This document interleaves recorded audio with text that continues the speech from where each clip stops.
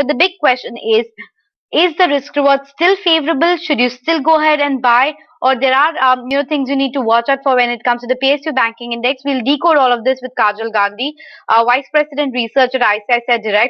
Kajal, hi, good afternoon. Thank you so much for making time and speaking with us. That's the first question. We have seen a massive rally in PSU banks already, but is this likely to continue? Kajal, can you hear me? Yeah. Can you just repeat the question? Sure. Hi, good morning. Hi, good afternoon. The question was, do you expect the outperformance of this PSU banking space to continue in 2023? Yes, we do believe that, and we have seen recently most of them rallying significant, almost 50% kind of rally has already happened. But what we believe is that the valuations are still below the peak levels that we had seen in the past when they had done good in their numbers as well as stock performance. So there is a possibility where we will see some valuation upgrade still. So that's the take coming in. But if you had to give the top recommendations from the entire PSU banking space, what would those stocks be, Kajal? So SBI definitely among the large caps remains the top in terms of PSU banks, and the other ones can be Indian Bank still has scope on valuations. Bank of Baroda had done recent rally, but on dips even that can be accumulated from a longer term perspective. So I think these three should be seen.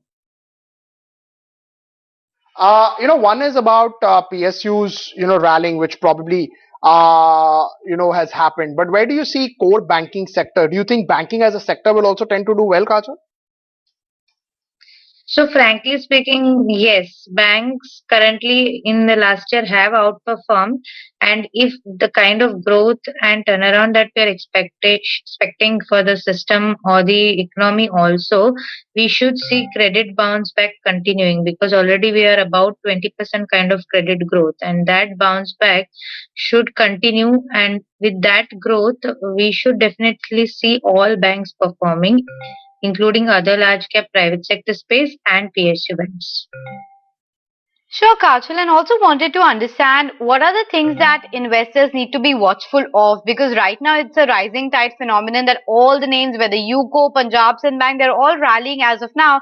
But which are the key things that one needs to be watchful of? Because earlier there was this big overhang of bad asset quality, M2M losses being there on account of the yield movement as well.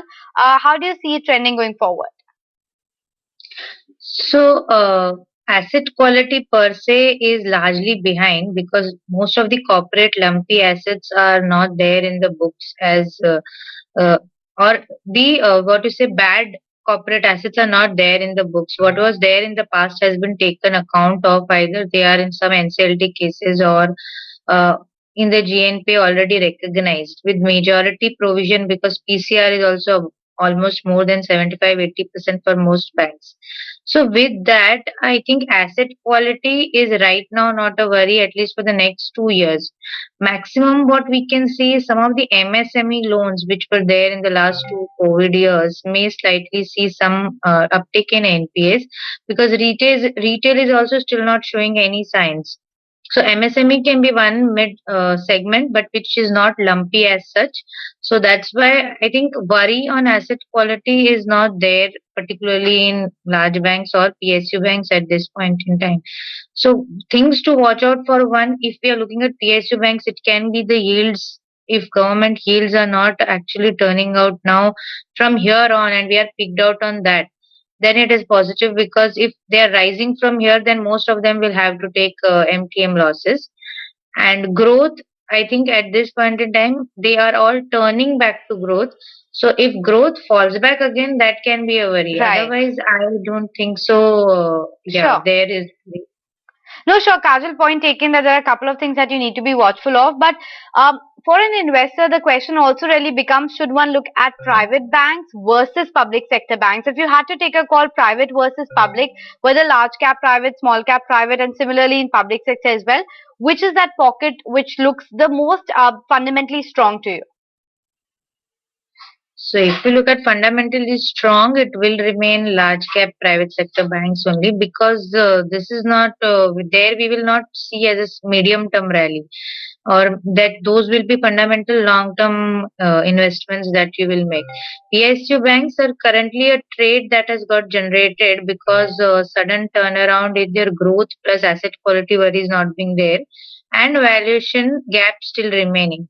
So I think PSU banks are catching up on valuation, and that is a trade which can play in this short to medium term. But private sector banks in the large cap space will remain as good investments from a longer term perspective.